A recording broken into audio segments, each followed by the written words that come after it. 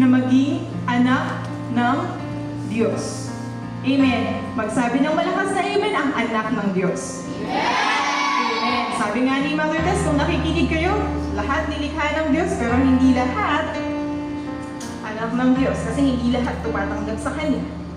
Amen? So, you see the difference?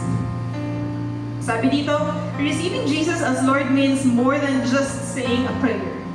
It's more than saying a prayer. So, kung hindi ka na nanalangin, that cannot compare with that. Diba? It's more than just saying a prayer. It's surrendering your life sa Panginoon. Amen?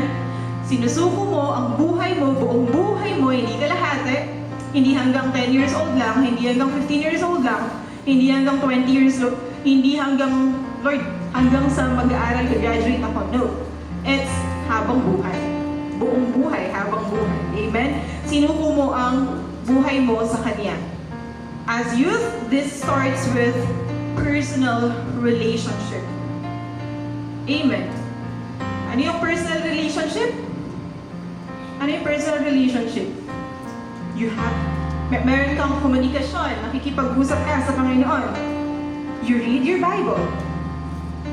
Hindi yan inaalikabukan lang sa bahay. Hindi yan display lang. Ano pa? You meditate, di ba?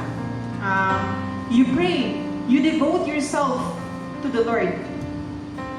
So you should have a personal relationship, not just attending church, not just standing here or there. Hindi lang nakatayo, hindi lang just to show up, hindi lang para makita nila na nag-attend ako. No, it's deeper than that. Amen? Have you made that decision to follow Jesus, not just as Savior, hindi lang tagapagligtas, kundi Panginoon ng buhay mo? Again, it takes a total surrender for that. Kailangan buong puso mo na sumusunod sa Panginoon. Although sometimes we fail, we fall short, nagkakamali tayo, nagkakasala tayo, but then, that's why we have the word repent. And that's why God is so merciful and loving. Kasi nga alam ng Diyos, we're not perfect. But His love is perfect for us. Amen. So ayan, isipin natin, let's ask ourselves, have I truly given Jesus first place in my heart? Binigay ko na ba sa Diyos ang, yung first place sa puso ko? Siya na ba talaga ang priority ko? Tinanggap ko na ba talaga siya bilang Diyos o bilang Panginoon ko?